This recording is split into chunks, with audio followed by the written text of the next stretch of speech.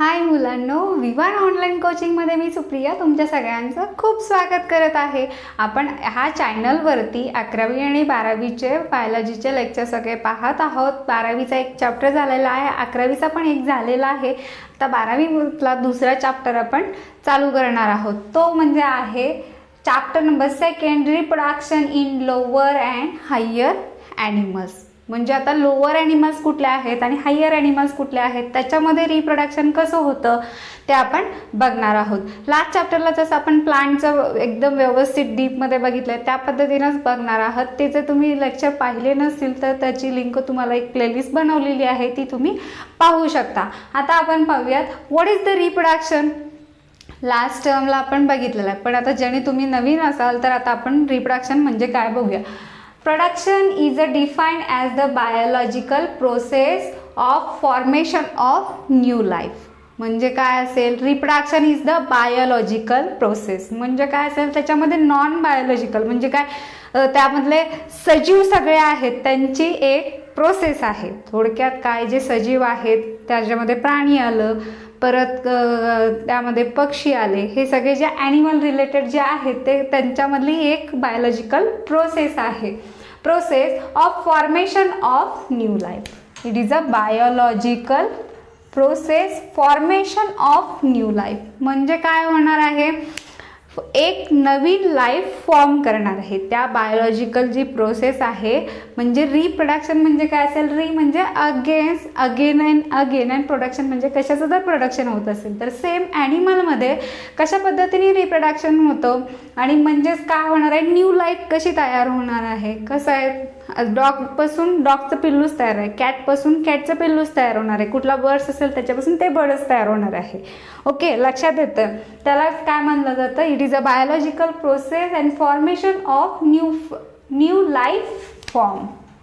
म्हणजे काय होणार आहे, त्याच्यापासून नवीन एक लाईफ फॉर्म होणार आहे फ्रॉम प्री एक्झिस्टिंग लाईफ. म्हणजे आता आपण कसं बघितलं, आता मी तुम्हाला सांगितलं फॉर एक्झाम्पल डॉगपासून डॉगचं पिलूस तयार होणार आहे, सेम ॲज लाईक म्हणजे फ्री एक्झिस्टिंग. म्हणजे त्याचे जे मदर फादर जसं आहेत त्या पद्धतीनंच ते काय होणार आहे, नवीन लाईफ तयार होणार आहे. ह्या सगळ्या प्रोसेसला आपण काय म्हणणार आहे, रिप्रोडक्शन. मराठीमध्ये त्याला काय म्हणतो आपण, प्रजनन. जे मराठी मीडियमची मुलं आहेत त्यांना मी फार इझिली असं करून सांगत आहे, एकदम तुमच्या लक्षात येईल. आणि हे जर तुम्ही व्यवस्थित टर्म जर अंडरस्टँड करून घेतलं तर तुम्हाला पेपरमध्ये लिहायला फार इझी जाणार आहे. दररोजच्या रेग्युलरचे जे आपण शब्द म्हणजे एक्झाम्पल्स वगैरे वापरतो ते देऊन मी तुम्हाला एक्सप्लेन करत आहे. जर आवडत असेल चॅनलला तर माझ्या व्हिडिओला लाईक नक्कीच करा. चला तर, म्हणजे रिप्रोडक्शन म्हणजे काय कळालं ना मुलांनो. चला तर आता नेक्स्ट बघूयात. It is help in maintaining continuity of the species. म्हणजे काय असेल, ही जी प्रोसेस आहे it is a biological process आहे. ही जर ते स्पेसिस असू देत कुठलेही, फॉर एक्झाम्पल कुठलेही असू दे, डॉग असू दे किंवा कॅट असू दे. ओके, हे जे स्पेसिस कंटिन्यू पुढं आहे तसंच जर राहायचं असेल तर it is a most important process for the all living beings. Okay, म्हणजे कुठला बघणार आहे आपण, ॲनिमल्समध्ये. That is a called as a helps to maintaining continuity. म्हणजे ही जर कंटिन्युटी आहे तसेच ही जर प्रोसेस होत असेल तरच काय होणार आहे, स्पेसिस जे आहेत ते कंटिन्यू पुढं आहे तसेच ऑफस्प्रिंग जे आहेत ते तयार होणार आहे. ओके, म्हणजे काय होणार आहे, कंटिन्युटी म्हणजे काय असेल, सातत्य. तेच तसे प्राणी आपल्याला, ही जर प्रोसेस आपण रिप्रोडक्शन जर झाली तर आहे तसेच प्राणी आपल्याला परत पुढे सगळे बघायला भेटणार आहेत, अदरवाईज आपल्याला बघायला दिसणार नाही आहेत. That is called as the continuity of the species. Continue म्हणजे सातत्य असं असेल. आता it is a vital process species survival in the term of the offspring. Vital म्हणजे काय, it is a most important process असं म्हणायला लागेल. पण जसं आपल्याला की आता जगण्यासाठी आपल्याला अन्न खाल्लंच पाहिजे, पाणी पिलंच पाहिजे किंवा ऑक्सिजन ब्रीदिंग केलंच पाहिजे, तरच आपण जगू शकतो. पण जर रिप्रोडक्शन नाही झालं तर माणूस काही मरणार नाही आहे किंवा कुठलाही प्राणी मरणार नाही आहे. पण ती जर आपल्याला स्पेसिस आहे त्याच्या पुढे जर बघायचे असतील तर ही जी प्रोसेस आहे ती झाली पाहिजे. Okay, it is a species survival in the terms of its a offspring. Okay, ते म्हणजे त्या ऑफस्प्रिंगसारखंच दुसरं एक नवीन कुठलाही ॲनिमल असेल तर तयार होणार आहे. आता हे बघूयात, reproduction in animals the human reproductive system. त्याच्यामध्ये आता आपण कुठलं बघणार आहे, जे रिप्रोडक्शन ऑफ ॲनिमलमध्ये बघितलं आहे ते मध्ये कुठले बघणार आहेत, लोअर आणि हायर प्लांटमध्ये. मग त्याच्यामध्ये काय बघणार आहे, ह्युमनमधली रिप्रोडक्टिव्ह सिस्टीम काय आहे ती आपल्याला बघायची आहे. त्यानंतर ह्या चॅप्टरमध्ये आपण थोडक्यात काय बघणार आहे ह्या लेक्चरला आपण पाहूयात. आपण त्यामध्ये काय असेल, द ह्युमन रिप्रोडक्टिव्ह सिस्टीम. त्यानंतर काय बघणार आहे, गॅमेटोजेनेसिस म्हणजे काय होणार आहे. एकतरी ह्याच्यामध्ये काय होणार आहे, जर सेक्शुअल रिप्रोडक्शन होत असेल तर त्याच्यामध्ये मेल गॅमेट आणि फिमेल गॅमेट हे दोन्ही वेगळे तयार होणार आहेत. तर त्याला काय होणार आहे, मग गॅमेट्स फॉर्म होणार आहेत. ओके, त्या गॅमेट्सलाच काय म्हटलं आपण, गॅमेटोजेनेसिस. अँड जे गॅमेट वेगवेगळे फॉर्म्स होतील त्यावेळी काय होणार आहे, त्याचं फर्टिलायझेशन होणार आहे. मेल गॅमेट वेगळा आणि फिमेल गॅमेट वेगळा. Okay, understand. म्हणजे काय असेल, हे रिप्रोडक्टिव्ह सिस्टीममध्ये काय होणार आहे, मेल गॅमेट वेगळा आणि फिमेल गॅमेट, त्या प्रोसेसला आपण काय म्हणलेलं आहे, गॅमेटोजेनेसिस. आणि आता काय बघायचं आहे, त्या दोन्हीचं जे दोन गॅमेट्स आहेत त्याचं फर्टिलायझेशन म्हणजे काय असेल, एखादं हे कशाचं बघतोय, सेक्शुअलमध्ये हे मेल गॅमेट असेल आणि हा फिमेल गॅमेट असेल. ओके, ह्या दोन्हीचं फर्टिलायझेशन म्हणजे हे फ्यूज होण्याच्या प्रोसेसलाच काय म्हटलं जातं, फर्टिलायझेशन. ओके, कळतं आहे, that is called as a fertilization. आणि ज्यावेळी फर्टिलायझेशन होतं त्यानंतर काय होणार आहे, हा झायगोट तयार होणार आहे. लास्ट आपण प्लांटमध्ये बघितलं आहे, सेम त्या पद्धतीनंच बघायचे आहेत, पण ह्याच्यामध्ये थोडी वेगवेगळे जे नावं असतील, ह्याच्यामधलं ह्युमनचं बघायचं आहे किंवा लोअर ॲनिमल जे असतील त्यांच्यामध्ये कसं होतं हे आता आपण बघणार आहोत. ओके, त्याचं काय असेल, त्याच्यामध्ये मग काय होणार, झायगोट तयार होऊन त्याचा काय होणार आहे, एम्ब्रिओ. त्याला काय म्हटलं जातं, अर्ली एम्ब्रिओलॉजी. म्हणजे त्याच्यामध्ये एम्ब्रिओ कसा तयार होतो हे आपल्याला बघायचं आहे. त्यानंतर पिट्युरेशन्स म्हणजेच काय असेल, जे छोटं एम्ब्रिओपासून काय होणार आहे, थोडक्यात जर छोटं फीटस जर बघायचं असेल, छोटं बाळ जर बघायचं असेल तर त्याच्या प्रोसेसला काय असेल, एम्ब्रिओ आईच्या पोटात ते छोटं बाळ असतं आणि ते 9 महिने पोटामध्ये असतं आणि त्याच्यानंतर त्याची बर्थ होते. त्याच प्रोसेसला काय म्हणतात, पिट्युरेशन्स. आणि रिप्रोडक्टिव्ह हेल्थ म्हणजे काय आहे ह्या चॅप्टरमध्ये बघायचं आहे. आता आपण बघूयात असेक्शुअल रिप्रोडक्शन ॲनिमल्समध्ये कुठल्या कुठल्या ॲनिमलमध्ये होतं ते बघूयात. त्यातलं असेक्शुअल रिप्रोडक्शन. आता मागं तुम्हाला 10वीपर्यंत वगैरे सगळं झालं असेल, 11th पण झालं असेल. असेक्शुअल म्हणजे काय असेल, it doesn't involve 2 parents, only it involve single parent. म्हणजे काय असेल, एकच पॅरेंट असेल किंवा एकच सेल असेल, त्याच्यापासून दुसरी आहे तशी नवीन सेल तयार होणार आहे. त्याच्यामध्ये एक मेल आणि फिमेल पॅरेंटची गरज नाही आहे. त्याला काय म्हटलं जातं थोडक्यात असेक्शुअल. त्याची आता डेफिनेशन काय आहे तुम्हाला दिलेली बघूयात. It does not meiosis or mail gamete formation and fusion. म्हणजे काय असेल, मिओसिस काय होणार आहे, त्याच्यामध्ये काय होणार नाही आहे, गॅमेट वगैरे फॉर्म होणार नाही आहेत. किंवा असं काय असेल, मेल गॅमेट असेल किंवा फिमेल गॅमेट हे काय तयार होणार नाही आहे. डायरेक्टली एका सेलपासून दुसरी तशीच आहे तशी सेल तयार होणार आहे. It involve only single parent. That process is called as a asexual reproduction. आता काय असेल, फॉर्मेशन ऑफ प्रोजेनी. प्रोजेनी म्हणजे काय असेल, एक नवीन सेल किंवा नवीन आहे तशी species, it's by a single parent. कशापासून असेल, सिंगल पॅरेंट. काय असेल, त्यामध्ये एक सिंगल पॅरेंट असेल. For example amoeba do not involve both sexes. म्हणजे काय असेल, मेल आणि फिमेल सेक्स ऑर्गनची गरज नाही आहे. त्याच्यामध्ये काय असेल, एकच सेल असेल त्याच्यापासून होणार आहे. आधीपासून खूप वेळा तुम्ही अमिबा ऐकलं असेल. हे काय आहे, अमिबा एक प्रोटोझू आहे. त्याचं कसं रिप्रोडक्शन होतं, त्याच्यामध्ये फक्त एक अमिबा असेल तर हे असं काहीतरी तुम्ही डायग्राम बघितला असतील आधीपासून.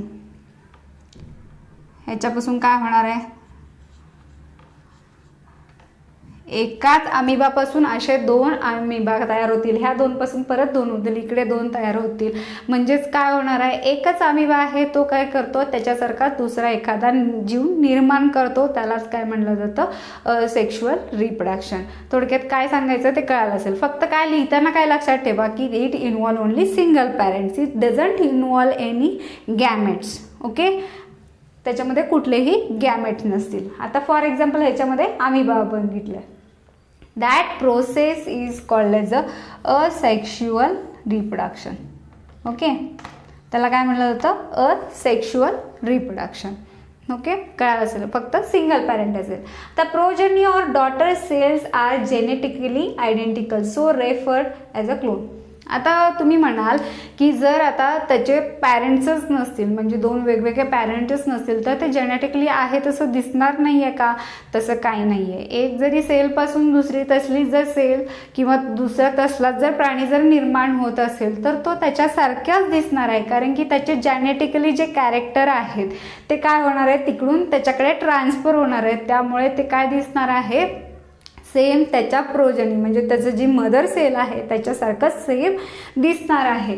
ओके, जेनेटिकली आयडेंटिकल म्हणजे काय असेल, जेनेटिकली जे कॅरेक्टर असेल ते काय असतील, सगळ्यांमध्ये सेम असतील. So referred clone. क्लोन कसं असतं वगैरे आता तुम्ही बघितलं असेल. क्लोन म्हणजे काय असेल, म्हणजे असं काय, आता सेल्स घेतलेल्या आहेत आणि त्याच्यापासून आहे तशी दुसरी सेल आर्टिफिशियली तयार केली जाते, त्या प्रोसेसला आपण क्लोन म्हटलं जातं.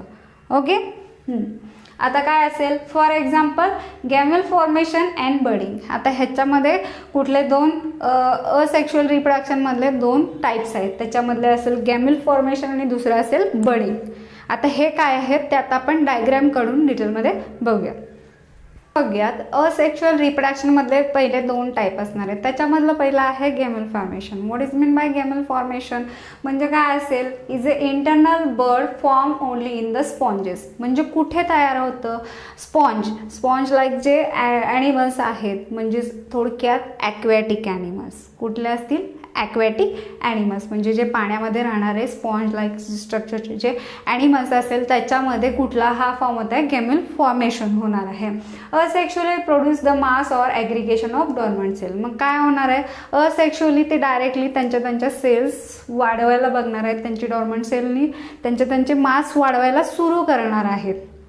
आणि काय करणार आहेत, त्याच्या आतमध्ये गेम्यूल्स फॉर्मेशन करणार आहे. ते गेम्यूल्स काय करणार आहे, ते कसं होतं ते बघूयात. आता काय असेल, कशामध्ये होतं, इन आर्चिओसाइट्स. आर्चिओसाइट जे ऑर्गॅनिझम आहेत, जे प्राणी आहेत त्याच्यामध्ये काय होणार आहे, गेम्यूल फॉर्मेशन होणार आहे. मग हे काय दिले आहे, गेम्यूलची डायग्रॅम दिलेली आहे, गेम्यूल कसं असणार आहे. ओके, गॅम्यूल म्हणजे काय असेल, त्याला आउटरमोस्ट एक लेअर असेल, इनरमोस्ट असेल. हे आर्चिओसाइट्स आतमध्ये असतील आणि त्याच्या आतमध्ये काय असेल, हे गेम्यूल्स असतील. आणि ते काय होणार आहेत, अनफेवरेबल कंडिशन. म्हणजे आता हे पाण्यामध्ये राहतात, एकतरी टेम्परेचर आणि पाण्याचे त्यांना अनफेवरेबल कंडिशन आहे. त्यावेळी काय करणार आहे, आतल्या आत साईडला ते काय करणार आहेत, गेम्यूल फॉर्मेशन आतमध्ये तयार करणार आहेत. आणि ज्यावेळी त्यांना फेवरेबल कंडिशन भेटेल, म्हणजे टेम्परेचर, वॉटर ज्यांना जेवढं रिक्वायर्ड आहे, त्यानंतर ते काय होणार आहेत, ह्याच्यातून जे आहेत गेम्यूल्स काय येणार आहेत, ह्याच्यातून बाहेर येणार आहेत आणि त्याच्यासारखं सेम दुसरं स्पॉन्ज लाईक ॲक्वॅटिक ॲनिमल्स ते तयार करणार आहेत. कधी होणार आहे ते, फेवरेबल कंडिशन असेल. अनफेवरेबलला काय करणार आहे, आतमध्ये गेम्यूल छोटे छोटे गेम्यूल जे आहेत, आर्चिओसाइट जे आहेत ते काय करणार आहेत, त्या आतमध्ये गेम्यूल फॉर्मेशन करणार आहेत. ह्याचं स्ट्रक्चर दिलेलं आहे. आणि त्यानंतर काय होणार आहे, फेवरेबल कंडिशनला ते त्याच्यातून ते बाहेर पडणार आहेत. हे काय होणार आहे, हे ब्रेक करतील आणि ब्रेक करून हे मायक्रोप्लार थ्रू बाहेर पडतील. पण ते हे आणखीन एक आहे, हे काय आहे, आउटरमोस्ट हे जे स्ट्रक्चर आहे तर ते कशाने त्यांनी फिलअप केलेलं असं आहे, ॲमिबोसाइट्स. जे अमिबा आहेत ते अमिबा त्याच्याभोवती अनफेवरेबल कंडिशन असेल त्यावेळी काय असतात, एकदम घट्ट लेअरने त्याला चिटकून बसलेले असतात. हे ते काय असतील, अमिबोसाइट्स असतील. ओके, आणि त्यानंतर काय होणार आहे, ज्यावेळी फेवरेबल कंडिशन होईल त्यावेळी ते काय होणार आहे, तिथून हे ब्रेक होतील आणि ह्याच्यातून हे काय असतील, असे ब्रेक होऊन ह्यातनं असे हे गॅम्यूल्स बाहेर येतील आणि ह्याच्यासारखाच दुसरा सेम आर्चिओसाइट्स ते तयार करतील. ह्यालाच काय म्हणलेलं आहे, गॅमेल फॉर्मेशन. आय होप तुम्हाला कळालं असेल. काही कळालं नसेल तर कमेंट बॉक्समध्ये मला नक्की विचारा. आता नेक्स्ट आहे बडिंग. बडिंग म्हणजे काय ते बघूयात आपण. आता नेक्स्ट बघूयात what is mean bye budding. Budding म्हणजे काय, it is a sexual reproduction जो होणार आहे. फॉर एक्झाम्पल ह्याच्यातलं दुसरं तिसरं काय नसून काय असेल एक्झाम्पल ह्याचं, हायड्रा. हायड्रा बघितलं असेल आधीपासून, ह्याच्या तुम्ही डायग्रॅम्स बघितलेला आहे. त्याच्यामध्ये काय होतं, असेक्शुअल रिप्रोडक्शन होतं. हे काय असेल, त्याच्यामध्ये बर्ड फॉर्म होतो. म्हणजे एक तरी हायड्राचं असं एक स्ट्रक्चर असेल आणि त्याच्या साईडला अशी छोटीशी ग्रोथ येईल, अशी थोडीशी आतमधून अशी ग्रोथ येईल. ह्यालाच काय म्हणलं जातं, आपण बर्ड झालं. तर तो बर्ड काय होणार आहे, एकतरी फेवरेबल कंडिशन, त्याला जी फेवरेबल कंडिशन ज्यावेळी भेटेल त्यावेळीच ते काय करणार आहे, बर्ड फॉर्म करणार आहे. हा एक हायड्रा आहे. त्याला आउटर मस्त छोटंसं स्ट्रक्चर येणार आहे, त्याला काय म्हणणार आहे आपण, बर्ड म्हणणार आहे. आणि काय करणार आहे, हा बर्ड आहे तो थोडं थोडं डेव्हलप होणार आहे, मोठा मोठा होत जाणार आहे. ह्याच्यामध्ये कुठलंच सेक्स ऑर्गन वगैरे काही वापरलंय का, नाही. It is asexual. म्हणजे काय असेल, फेवरेबल कंडिशन ज्यावेळी भेटेल त्यावेळी ते काय करणार आहे, त्याचा आउटग्रोथ जी आहे, बर्ड जे आहे ते काय करणार आहे, डेव्हलप होत जाणार आहे. आणि त्याच्यानंतर काय होणार आहे, मग ह्याला पण वरती, ह्याचं काय, ह्याला नाव काय आहे माहिती आहे का तुम्हाला, काय म्हणायचं याला, येस, टेंटॅकल्स. ह्याला काय म्हणलं जातं, हा बेस असेल हायड्राचा आणि ह्याला काय वरती असं पण टेंटॅकल्स म्हणलं जातं. हे वरचे जे काय आहेत हे टेंटॅकल्स आहेत. मग काय करणार आहे, त्याच्यासारखंच ते काय होणार आहे, बर्डचं फॉर्मेशन होत राहणार आहे आणि फुल्ली मॅच्युअर एक बर्ड तयार होणार आहे. आणि तो बर्ड काय होणार आहे, ज्यावेळी मॅच्युअर झालेला आहे तसं तर त्यातनं डिटॅच होईल, त्याला तोडून बाजूला जाईल. त्यालाच काय म्हणणार आहे, यंग हायड्रा आपण म्हणणार आहे. मग परत काय होणार आहे, त्याला फेवरेबल कंडिशन तयार होईल तशी सेम ही रिपीटेड प्रोसेस होत राहणार आहे. ह्याला काय म्हणलं जातं, बडिंग फॉर्मेशन. फॉर एक्झाम्पल कुणामध्ये होणार आहे, बर्डमध्ये होणार आहे.